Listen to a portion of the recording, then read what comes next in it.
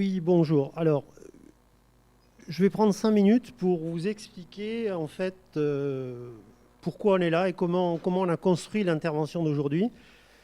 Donc moi, je suis le papa d'un jeune homme polyhandicapé qui a 32 ans, qui est à la Masse Marquiol, qui est un établissement au nord de Toulouse, qui est géré par une association qui s'appelle Résilience Occitanie. Il est à la Masse Marquiol depuis 2012, précédemment à l'IME Montaudran, qui est un établissement du CCAS de la ville de Toulouse. Donc moi, on a toujours été engagés, la mère de Pierre et moi, dans les conseils de la vie sociale, aussi bien dans l'IME de Montaudran, puis ensuite à la Masse Marquiol, en tant que président de ce CVS pendant plusieurs années. Et puis maintenant, je suis élu au conseil d'administration de Réseau, et j'en suis secrétaire général depuis un an. Donc je suis là en tant que parent, et je vais arrêter de parler de moi, je vais vous parler de Pierre et de la Masse Marquiol. Pierre a 32 ans, donc comme je vous l'ai dit, il est trisomique 21 à la naissance. Il a fait un certain nombre d'acquisitions pendant les premières années de sa vie. Il a marché, il était capable de se déplacer, de se nourrir. Et puis sont survenus toute une série de troubles épileptiques qui l'ont beaucoup perturbé et qui ont bloqué un certain nombre d'acquisitions, qui l'ont fait régresser. Il est en institution depuis l'âge de 12 ans, donc à l'IME Montaudran, en externat, puis en internat. Donc sa maman a mis entre parenthèses sa vie professionnelle pour accompagner Pierre pendant ces années à l'IME. Et puis à son entrée en masse, compte tenu des changements qu'il y avait dans cet accompagnement, compte tenu aussi de raisons physiques, le poids de Pierre par exemple pour le déplacer, c'est moi qui m'en suis occupé, qui ai abandonné mon boulot, qui a réorganisé mon boulot pour assurer en complément de la masse un certain nombre d'activités de Pierre et puis d'accompagnements divers et variés. Donc tout ça, on va dire, pour expliquer pourquoi je suis là. C'est parce que c'est vrai que la collaboration entre les équipes professionnelles et les parents, ça nous parle, ça nous dit quelque chose, ça me dit quelque chose. Donc Monsieur Bello, qui est à ma droite là, et que je suis content d'avoir là, nous avait fait intervenir en compagnie de Madame Bautista de la Masse Marquiol en 2016. C'était pour une journée thématique des familles qui tournait autour effectivement de l'expression des attentes ou la compréhension des attentes des personnes gravement handicapées. On avait à ce moment-là construit une intervention autour de ce sujet, mais je l'avais fait côté famille uniquement. Donc c'était quelque chose où j'avais déroulé ce qui me paraissait intéressant et important côté famille sur cette thématique de l'expression des attentes et des besoins et de la compréhension. Et puis quand on a, dans le comité de pilotage avec M. Sudéry, quand on a, on va dire, parlé de cette journée, on s'est dit, je suis rentré en contact avec les équipes de la Masse Marquiol et on a rajouté effectivement la dimension des professionnels, la vision des professionnels. Et donc je vous remercie toutes les deux, là, mesdames Mingal et Bautista, d'avoir pris du temps dans cette période un peu compliquée dans l'établissement pour venir compléter cette intervention qu'on avait réalisée en 2016 et pour, on va dire, décrire tous ces éléments-là.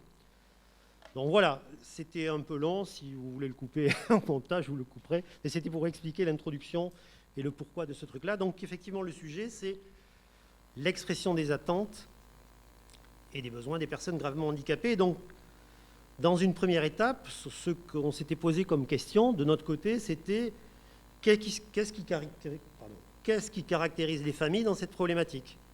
Est-ce qu'elles sont bien placées pour comprendre ou est-ce qu'elles sont mal placées? C'était une question basique, mais je pense que c'était important de se la poser. Et de notre côté, la réflexion qu'ont conduit les professionnels, c'est exactement la même. C'est est-ce que nous, on est bien placés pour décoder ou est-ce qu'on est mal placé? Et puis, on verra comment on confronte ces éléments-là.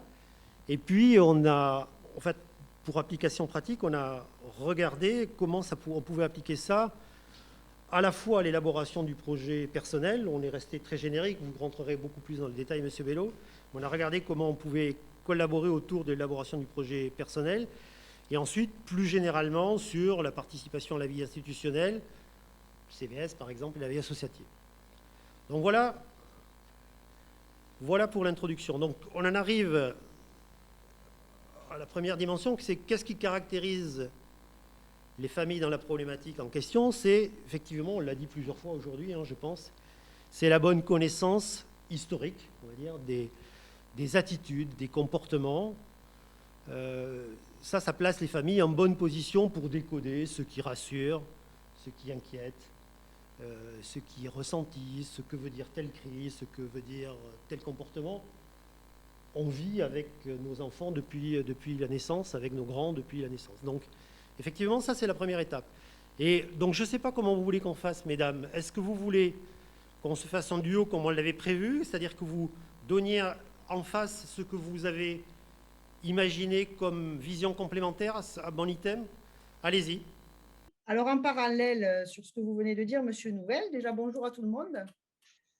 On avait noté, les professionnels ont besoin de ces informations pour comprendre, pour accompagner et analyser les besoins et les comportements des personnes dont ils s'occupent au quotidien. Donc, ce n'était pas du tout, pour le coup, en opposition. C'était vraiment quelque chose sur lequel on devrait toujours s'entendre et se coordonner, parce que l'histoire de chaque individu, bien sûr, est importante dans son accompagnement par la suite. Donc, pour nous, ce n'était pas du tout quelque chose à opposer. On était effectivement un petit peu sur le même item. Alors, ce que j'avais rajouté, moi, à l'époque, et que je redis ici aujourd'hui, c'est qu'effectivement, les familles, elles sont en position d'intégrer plusieurs types d'attentes. Des attentes qui sont, on va dire, explicites, d'autres qui sont implicites, des attentes qui sont latentes, des attentes qui sont ressenties, parce qu'effectivement, on a une proximité affective forte avec nos proches. Oui, du coup, nous, en parallèle, on avait dit que les professionnels, dans ce cadre-là, sont en position, pour le coup, d'écoute. Et de par les caractéristiques institutionnelles, le matériel adapté, les lieux adaptés, les intervenants divers, etc., c'était un plus par rapport à cet item que vous avez dit, dont vous venez de parler. Donc là, on se positionne en parallèle, mais en apportant les richesses institutionnelles de par les matériels, de par les professionnels, etc. Donc, moi, ce qu'on avait rajouté dans cette problématique, c'est que, et on en a parlé tout à l'heure avec madame, les familles peuvent amener dans la compréhension un œil neuf, un œil profane. C'est-à-dire qu'en gros, on ne connaît rien dans la pratique, mais on a une vision différente sur la situation et donc une vision de fait élargie de l'univers des possibles. Et donc, c'est vrai que notre œil neuf, notre œil profane, il amène à la discussion des choses auxquelles les professionnels pourraient ne pas avoir, pour plein de raisons, pensé. Oui, tout à fait. Et du coup, ça nous a fait rebondir, effectivement, ce regard neuf que vous nommez de profane, mais de profane professionnel, mais pas de profane parent, conjugué à l'œil du professionnel avec ses connaissances techniques, les richesses de l'équipe pluridisciplinaire, les ergothérapeutes, les éducateurs sportifs, qui sont des personnes habituées à travailler ensemble et formées à construire ensemble un projet, constitue là aussi un travail qui devrait être d'ensemble. Alors, quand on s'écoute parler comme ça, on a l'impression que tout est beau et qu'il n'y a aucune raison que tout ne fonctionne pas parfaitement. Donc ça fonctionne quand même, mais il faut se rendre compte quand même qu'il y a un certain nombre de difficultés. Alors, je vais en citer trois. La première, c'est que les familles sont extrêmement impliquées affectivement, ce qui n'est pas toujours un gage d'analyse objective et pertinente. On va dire. Quand on est le nez dans la souffrance, le nez dans les difficultés, c'est pas facile. Donc ça, c'est la première difficulté. La deuxième difficulté, c'est qu'effectivement, dans la majorité des cas, les familles ont du mal à verbaliser par manque de vocabulaire technique, par manque de formation, par manque de pratique. Et donc, on a des connaissances profanes, mais on ne sait pas suffisamment l'exprimer ou correctement l'exprimer, ce qui ne facilite pas la communication avec les professionnels. Et la troisième difficulté que je citerai, je les ai quasiment toutes les trois entendues aujourd'hui, hein, c'est que les représentants des familles ont souvent du mal à passer du cas particulier du proche que l'on a, au cas général représentatif des besoins et des contraintes de la structure. Donc il faut se rendre compte de ça. Donc, ce qui fait que la belle description idyllique qu'on vient de faire juste avant, elle a quand même ces trois grosses difficultés. Donc, mesdames. Par rapport aux trois problématiques que vous venez de citer, donc on s'est penché aussi sur la réflexion et sur ce qu'on rencontrait au jour le jour et sur les choses qui pouvaient vous venir en soutien. Les professionnels apportent la vision à distance par rapport un petit peu opposée à la vision dont vous parliez tout à l'heure, extrêmement impliqués affectivement. Donc, les professionnels apportent la vision à distance et permettent peut-être, en tout cas dans l'idéal, l'acceptation des limites ou des possibles. Ils doivent être là pour aider la famille à accepter ce soutien, cet accompagnement. Et en tout état de cause, le professionnel, l'équipe pluridisciplinaire doit être rassurante. Par rapport à la deuxième problématique, les professionnels sont des soutiens à la construction de dossiers, par exemple avec les assistantes sociales, parfois dans les admissions, dans tous les échanges administratifs qui peuvent avoir lieu, à la capacité à mettre un mot sur une problématique rencontrée. Ils sont garants d'un regard technicien par les ergothérapeutes, par les kinés. Donc, ça peut aider les familles et soutenir les familles dans cette deuxième problématique que vous exposiez par rapport au vocabulaire technique et au manque de formation. Et pour le troisième point, par la mise en place d'échanges réguliers, par la construction d'une relation de confiance et la transparence de leurs échanges, les professionnels apportent les éléments de compréhension et du fonctionnement du collectif. Et pour ça, effectivement, moi, je pense, de par ma place d'éducateur spécialisé coordinateur, que la transparence est ultra importante dans cette construction de relations. Merci pour ce retour. Donc, en fait, au stade où on en est, on est arrivé assez rapidement dans la construction de cet échange, à se dire qu'au final, les caractéristiques des uns enrichissent les caractéristiques des autres, que les échanges et les regards sont complémentaires. Vous venez de le dire, Madame Mengual, la relation de confiance et d'écoute doit être au centre, ce qui n'est pas facile à pratiquer tous les jours, hein, mais bon, voilà, faut... C'est complexe. C'est de la relation, donc c'est complexe. Voilà, voilà. Et puis je vous laisse décrire les 3 derniers items là, qu'on avait sur cette page, Madame Mengual ou Madame Bautista. Le soutien, l'accompagnement du professionnel est au centre de ses motivations, ou en tout cas devrait. J'entends bien que quand je lis mes phrases, je me dis, bah, ça c'est dans un monde idéal. Hein. Donc on va dire qu'aujourd'hui on est dans le monde idéal, mais je suis bien consciente que malheureusement, ce n'est pas toujours aussi facile et que ça ne se passe pas toujours avec toute cette transparence et toute cette motivation, malheureusement. Le bien-être de la personne handicapée est un but commun. Et la collaboration est essentielle dans le partage et l'écoute. Mais bon, comme on a dit tout à l'heure, c'est de la relation humaine, donc la relation humaine est complexe, donc il faut du temps parfois, mais je pense qu'on peut tous y arriver. L'étape d'après, on a tenté d'appliquer cette démarche à la fois la construction ou l'élaboration du projet personnel, on va le voir là de façon très générique, et puis ensuite on parlera des CVS. Donc sur le projet personnel, la partie vision famille qu'on peut avoir, effectivement, c'est de dire, quand on est amené à discuter de ces sujets-là avec les professionnels, c'est qu'effectivement, il est indispensable que l'échange et que les regards soient complémentaires. Ça, c'est... Bon, voilà. Après cette belle déclaration d'intention, il faut se rendre compte à quel point, pour les familles, c'est extrêmement frustrant. Parce que, effectivement, on se fracasse, en tant que famille, on se fracasse contre la réalité de la vie à une institution. La vie à une institution, ce sont des contraintes, ce sont des moyens humains, financiers, et il faut qu'on fasse avec, bien évidemment. Et ça, c'est particulièrement vrai quand on passe de l'IME, des enfants, à la masse. Ça, c'est d'une violence extrêmement... C'est redoutable. C'est redoutable. Bon, enfin, personnellement, je vous l'ai dit en introduction, j'en ai tiré des conséquences d'organisation personnelle. Donc, pour vous dire à quel point ça peut impacter.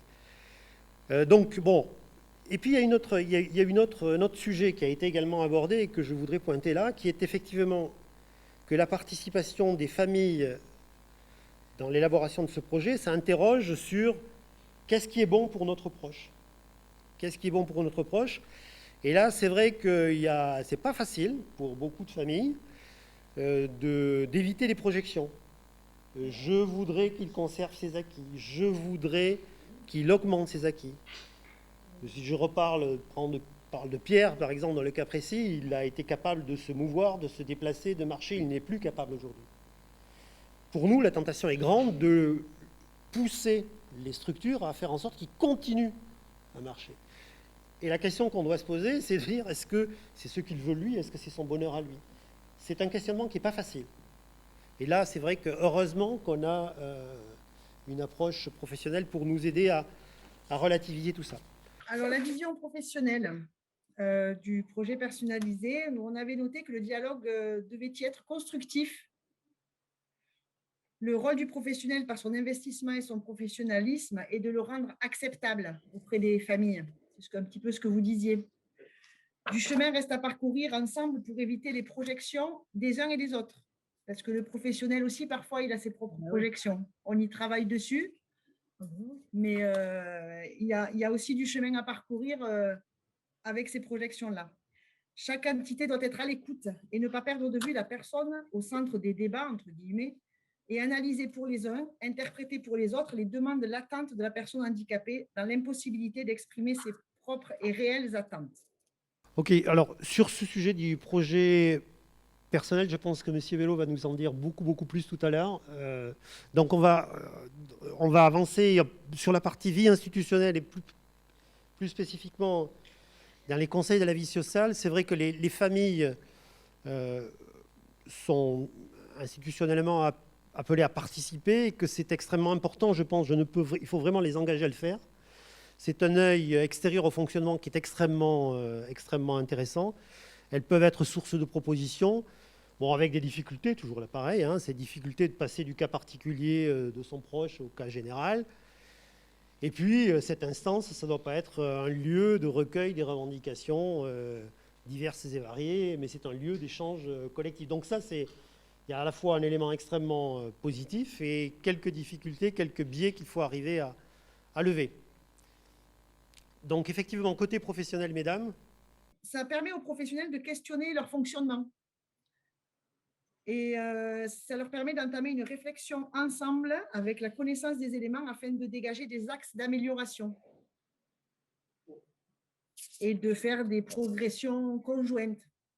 Alors c'est vrai que je peux témoigner que les conseils de la vie sociale sont des lieux d'échange riches quand on y arrive et que c'est une instance qui est extrêmement importante pour le fonctionnement des établissements. Alors, on va avancer sur élargir peut-être à la vie associative, plus généralement. J'ai entendu parler tout à l'heure d'organisations de kermesse, par exemple, qui effectivement ont des formes différentes dans beaucoup d'établissements, mais il est évident que ce sont des choses qui sont extrêmement importantes. La participation des familles, il faut se rendre compte que les familles sont souvent en situation de souffrance, souvent augmentées par leur isolement devant leur situation particulière, et que le besoin de créer d'autres liens pour une meilleure compréhension à la fois de la situation de son proche, partager des expériences, partager des bons plans pour les vacances, ces besoins-là sont très très forts. Donc les professionnels, mesdames, vous avez amené comme réponse. Nous, on a dit que les professionnels pouvaient apporter leur soutien par leur réseau professionnel, leur réseau de connaissances, par leurs expériences, par des lectures, par des professionnels extérieurs, par des associations qui peuvent connaître de part et d'autre et partager les coordonnées d'autres structures pour des échanges avec les familles entre professionnels. Après cette présentation générique, ce qu'on a souhaité, c'est, on va dire, vous présenter. Alors, ça va être difficile à faire là parce qu'on n'a pas de, mais je pense que ce sera. Les vidéos seront reprises ensuite. On a pris deux exemples d'outils qui avaient été mis en place pour faciliter cette communication entre les familles et les professionnels, tant on s'est rendu compte, à la fois ici, mais même avant, que c'était l'élément, on va dire, majeur. Le premier élément qu'on vous fera passer, c'est effectivement une fiche de liaison qui est à remplir à chaque sortie. Alors ça, c'est parti d'un constat que les cahiers de liaison, qu'il y avait plein de trucs qui existaient, mais qui ne nous amenaient pas vraiment satisfaction. Et donc, on a élaboré une fiche pour chaque sortie de résident avec un circuit un circuit à l'intérieur de l'établissement qui part de l'infirmerie pour la collecte des éléments médicaux, qui passe ensuite dans l'unité pour les éléments de vie, c'est-à-dire ce qui a été fait, qui va dans la famille, qui collecte dans la sortie les éléments et qui ensuite revient à l'établissement pour essayer de tracer. Ces éléments-là sont archivés. Je pense que c'est quelque chose, Madame Bautista, qu'on a travaillé. J'étais président du CVS à ce moment-là, il y a quelques années. Vous pouvez peut-être en parler quelques mots? La fiche de liaison, on l'a réfléchi parce que c'est vrai on s'est rendu compte qu'il y avait un problème de communication, souvent, ou de louper d'informations, que ce soit quand le résident partait de l'établissement vers les familles ou quand le résident revenait de chez famille. Donc, du coup, on a fait ce travail avec le CVS. On l'a un peu peaufiné. Vous avez vu, Monsieur Nouvel, là? On a mis des bulles et tout. Le but de cette fiche, c'est qu'elle évoluera, je pense, à un moment donné. Il y a une fiche un peu particulière pour les résidents qui ont des fauteuils, par exemple. Ça nous permet d'avoir des informations concernant le matériel et ainsi, on peut gérer de suite avec les représentants légaux ou les familles. Là. Voilà, en gros, pour la fiche, je pense que ça suffit. Je pense que tout le monde s'en est saisi. Alors, bon, là, maintenant, avec la Covid, ça va être, on va revenir à zéro, mais en tout cas, ce que je peux dire, c'est qu'elle est vivante, quoi, cette fiche. Elle est identifiée par tous et tout le monde est partie prenante. Ça permet vraiment un meilleur accompagnement, je dirais, entre les sorties et les rentrées et l'établissement, quoi. Et après, pour vous parler de la mise en place des interfaces, on s'est rendu compte au sein de l'établissement, il y a quelque temps, qu'il n'y avait qu'un éducateur spécialisé qui était un peu coordonnateur avec les unités de vie. Et les limites de la culture avec le sanitaire se faisaient souvent sentir par rapport à l'accompagnement sur le terrain et les besoins en soins. Quand la nouvelle direction est arrivée, on a fait un travail autour de comment on pourrait améliorer les besoins en soins, l'accompagnement des résidents et mettre ces regards ensemble. Puisque sur les lieux de vie, on a essentiellement des personnes qui sont aides-soignants ou AMP, et l'éduc, il est tout seul quand même. Donc, du coup, on a créé le binôme éducateur spécialisé et infirmier d'interface depuis avril 2019. Donc, d'abord, on a un peu mis en place que les deux cultures se rencontrent.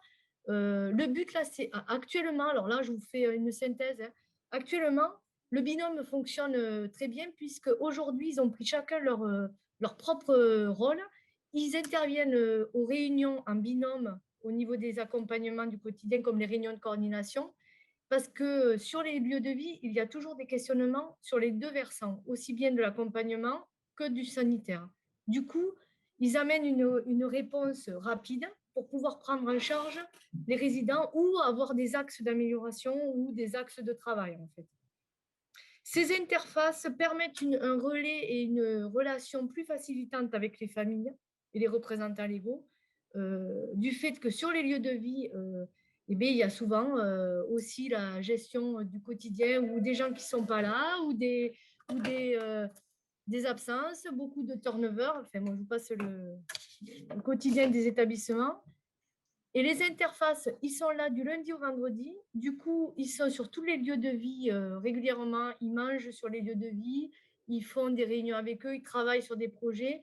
Du coup, ils sont au fait de tout ce qui se passe. Ils mettent des outils aussi pour favoriser la communication et avoir les informations. Comme ça, ils peuvent un peu voir avec les familles. Souvent, quand on a des questionnements, là, on a fait quelque chose de cette semaine, par exemple. On a interpellé une famille parce qu'on ne comprenait pas bien quelque chose au niveau d'un comportement. C'est l'interface qu'il a fait avec l'infirmier. Du coup, c'est quelque chose, je trouve, qui est riche là aujourd'hui, vraiment. Alors moi, je vous passe vraiment tout ce qui est passé au début, quand il a fallu prendre en compte les deux univers. Là, aujourd'hui, ça fonctionne plutôt bien. Je pense que la majorité des familles sont conscients, connaissent l'existence de l'éduc et de l'infirmier d'interface, mais non, puisque je pense ils se sont mis en lien avec tous là. Voilà.